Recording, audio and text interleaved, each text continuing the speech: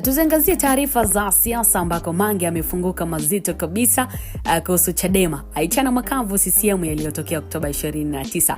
Ndio tunasema haishi mpaka haishi. Anyways, ni mwanaharakati wa mitandao ya kijamii Mange Kimambi ametangaza kwa msitizo kuwa kwa sasa Chadema ndicho chama pekee nchini Tanzania chenye uhalali wa kimaadili na kisiasa kuwasemea wa Tanzania.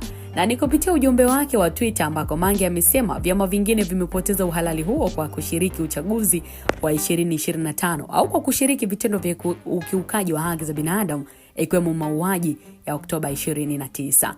Kwa mujibu wa Mange Kimambi, Chadema ndicho chama pekee kilichosikiliza sauti ya wananchi na kuelewa matakwa yao kuhusu uchaguzi ujao. Na ameeleza kwa msimamo wa chama hicho wa no reforms no election ambao unaonyesha dhamira ya kweli ya kupigania mageuzi ya kisiasa kabla ya kushiriki uchaguzi huo.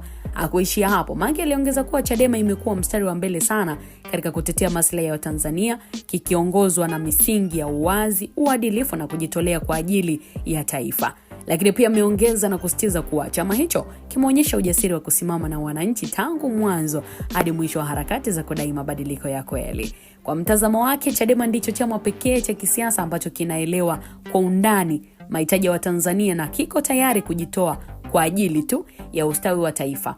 Anahitimisha kwa kusema kuwa chama hicho kimejipatia imani ya wananchi kutokana na msimamo wake thabiti na uaminifu katika kutetea haki za Watanzania. So kwa ujumla, ujumbe wa Mange Kimambi unaonyesha imani yake kuwa Chadema ndicho chama chenye uhalali wa kisiasa na kimaadili kuwakilisha Watanzania katika kipindi hiki ambacho tunaelekea tena uchaguzi mwingine wa 2030. Je, kuna ukweli katika hili, mtazamaji wa Biomedia? Niambie maoni yako. Chama cha Chadema wewe unakichukulia kama chama cha aina gani? Wakati mwingine tangaza kile ambacho utakuwa umekiandika vyema kabisa. Wewe na wakati mwema. Ni Official Rosdy.